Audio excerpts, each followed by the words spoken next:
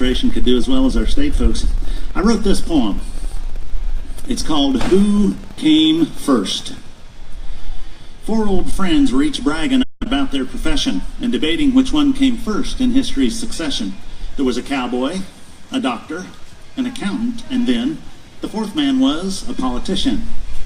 The cowboy said, "My job of cowboying came first. It's right there in the Bible in chapter and verse. In the book of Genesis it is truly revealed. God gave Adam and Eve care of the beasts of the field." And so he concluded his case with joy. We had to be first. Adam was a cowboy. "Not so fast," said the doctor. "You did mention Eve. Remember how she was created in that passage, I believe? God made Eve from a rib in Adam's side so that Adam could have a perfect bride.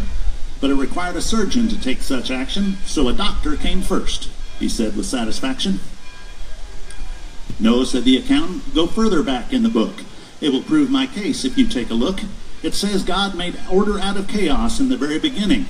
That's what accountants do, so my profession is winning." The politician looked at his friends with a smile upon his face and said, "I've got you all beat. Who do you think created the chaos in the first place?"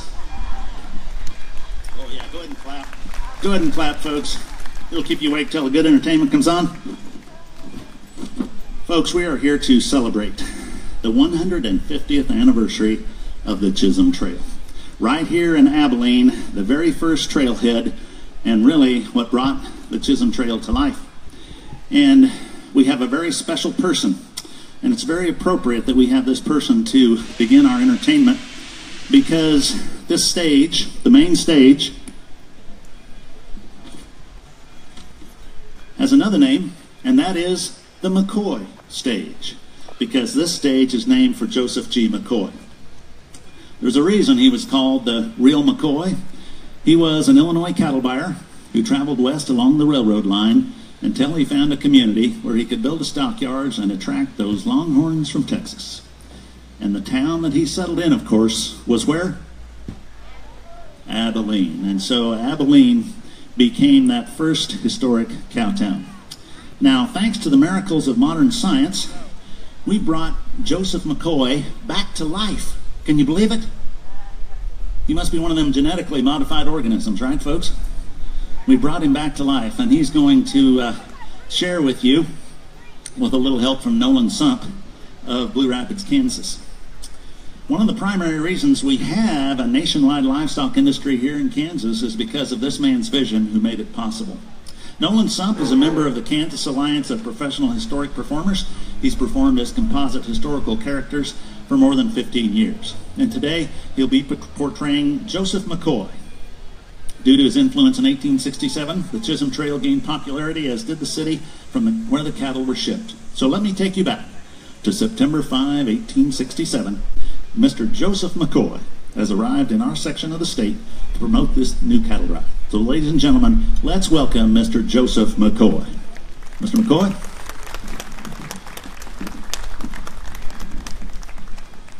Greetings. I am Joseph McCoy, and it is of the most sincere gratitude that I stand before you on this day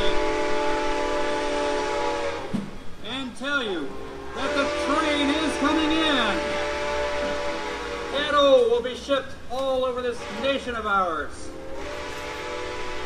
And cattle will come from southern Texas all the way here. There are drovers outside of our city limits waiting to drive their cattle in for it to be shipped on our 20-car spur off towards Kansas City, Hannibal, St. Joseph, and all the way to Chicago.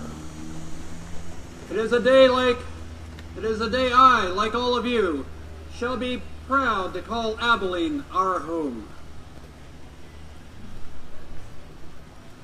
And while you sit and wait patiently for these longhorns to come in, you may wonder to yourselves how we have come to this point in our lives at such a swift amount of time. With that, allow me to share with you a bit about myself, as well as my dream of what Abilene can be. I am an Illinoisan. I was born in Sangamon County and raised in a family that valued livestock as part of their lives. Like these drovers of whom you will meet, I too have driven livestock throughout the state of Illinois. My older brothers, William and James, they and I have engaged in the business called William McCoy and Brothers. Our business is livestock. We have sold cattle at a price between $80 to $140 per head. So you can see that there is money in this industry. For the price of Texas cattle, one beef is worth $3 a head in the state of Texas. And what better way than to drive them north to the city of Abilene, to these stockyards you see just beyond, and to have them shipped all over the country so that the buyers who come in may become more profitable.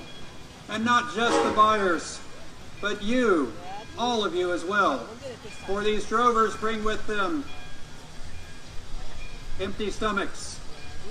They bring with them cash that they are willing to spend on your eggs, your oats, your wheat, anything that you have to sell them.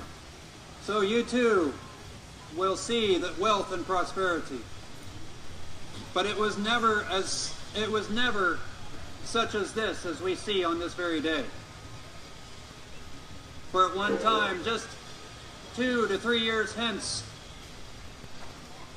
the war was on. The Union blockade of the Mississippi River, it prevented these cattle from being shipped to markets in New Orleans, to Jackson, to St. Louis, and thereabouts. At the end of this war, just 2 years ago, we had close to 4 to 5 million head of longhorns waiting to find a market. And a frustrated populace to the east with a high demand for beef, but of uncertainty of how to get these cattle north or to the northeast. And the legislatures of Missouri and Illinois and surrounding states to the north, they were made aware of a kind of fever, a Spanish fever, a mixture of the longhorns with the shorthorn, where it would cause the shorthorn cattle to perish. So they prohibited these drovers from bringing their herds north and towards Missouri. But regardless, these drovers, they still hung to this grim hope that they would gain some profit from their venture. But if it was not the legislature, then it was vigilance committees. Men and women not like yourselves who attend church on a consistent and regular basis. No, these are some of the more vile, wicked creatures of ruffians and scoundrels who formed mobs and waited until these drovers came up their way and then apprehended the trail boss and the men, drove the cattle off, sequestered them into some hidden crevice within the hills of the Ozark Mountains, and through blackmail or extortion encouraged these men to pay them whatever cost it took to get their cattle back, or even worse, killed or severely maimed these men who were in charge of these herds, just to disrupt their way of lives. And with this frustration, with this calamitous outcome, you may understand that the drovers are naturally suspicious of any man who comes towards them and tells them about a different route that they may take. It was in this past year that I conducted research, visited with some of these drovers, heard and listened to the stories about the problems that they faced, and I decided there was a different route. Surely the Union Pacific Eastern Division could go into Kansas. Certainly I could find a city where I could build a stockyard by which these cattle could be shipped to the east. I traveled to Kansas City and visited with several prospective buyers who told me that there was such a place, and that was Junction City. So I traveled to that fine land of rolling hills and valleys and prairie, where at the junction of two rivers, one they call the Republican, the other they call the Smoky Hill, I saw an abundance of water for livestock, an abundance of grass for these longhorns to be fattened up, to be ready for market, to gain top dollar for their drovers. I visited with a prominent businessman there, and he assured me that he would provide me with 5 acres to the southeast of there, about 6 miles. But it was such an exorbitant price that it could not have been profitable for me or anyone for that matter. So continuing our conversation, it was soon discovered that he would not sell to me at any price. So through that one sheer act of donkey stupidity and avarice, that man from Junction City forfeited his chance to gain perhaps $1 million in revenue. I then went back to Kansas City and I visited with the president of the Union Pacific, Mr. Sperry, and shared with him my idea. As he listened, I could sense the rejection forming in his eyes, and he told me that this was such a chimeric and fanciful scheme that he could not see how it could possibly be realized. But were I to find a city, by all means, he would be more than willing to provide me $5 per boxcar. For every boxcar that is shipped from Abilene, I would receive $5 for my labors. Buoyed by that spirit, I traveled back west along this line of his. I passed by Abilene, and then I traveled to Solomon, and then to Salina at the end of the line, to which I inquired of similar businessmen, and they told me this was not to be. They held no interest in this plan of mine. They bid me farewell, and on my way back, I came back to Abilene and talked to the businessmen here, shared them my vision for what this town could be, and they agreed with me. They considered it a fine plan indeed, and allowed me to purchase over 250 acres by which to build my stockyards. So with that, I began work, ordered lumber.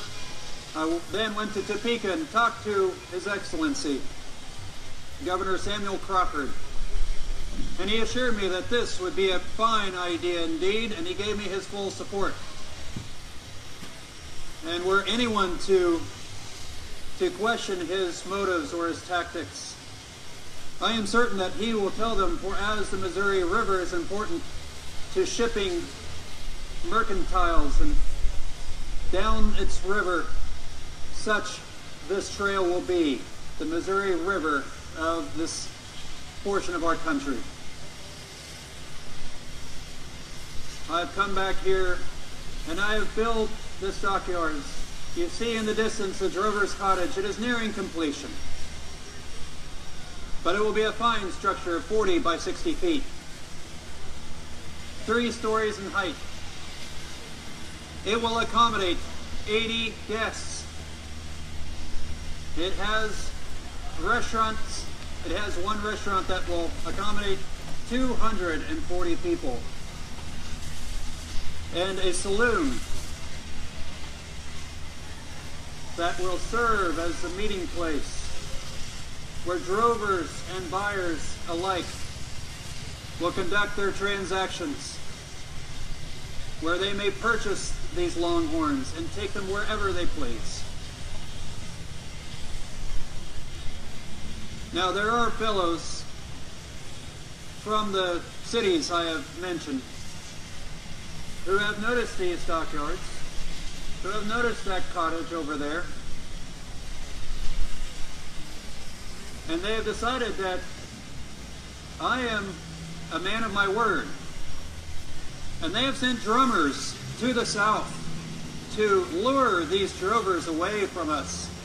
But I am not a man who worries about this. No, I have sent two of my best men, Colonel Hurt and Charles Gross, who have been engaged in the livestock business. And I am certain that they have been telling the drovers to come to Abilene, for this is what we have. No one else has what we have on this day. And if that does not work, I will send my personal friend, W.W. Sugg. He is a man who is a drover from Illinois. And as a drover, in this past year, he made attempt to drive several hundred head towards Sedalia, only to be accosted by ruffians who beat him within an inch of his life. And as he was surviving and came back from that calamitous fate,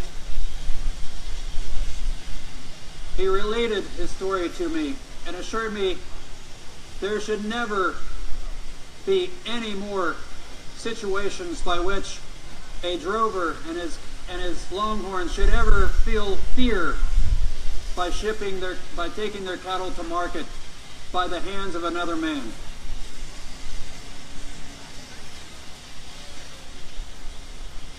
So you may know, businessmen, you may be related or have friends who live in these cities who may doubt the veracity of what I speak. You can tell them about the profit that you will make. You can tell them about how the city will come from log huts and one home that does not have a sod roof, where you have a city that has merely dugouts, where it will be a vibrant city like any that you will see east of the Mississippi River. You tell them that this is not a charlatan like those other cities have sent their drummers. This is not a charlatan who has come here to tell you about his plan and then leave the next day. This is the real deal, and I am the real McCoy. You tell them about the farmer in Nebraska who will have a team of oxen of longhorns plowing his field. About a rancher in Montana who will have longhorns on his ranch. You tell them about a man who can eat a steak of longhorn beef in Buffalo, New York. They will know the name of Abilene by the products we ship them. Ladies and gentlemen, my name is Joseph McCoy, and you are the fine citizens of Abilene. And together, we will make this city grand. Thank you.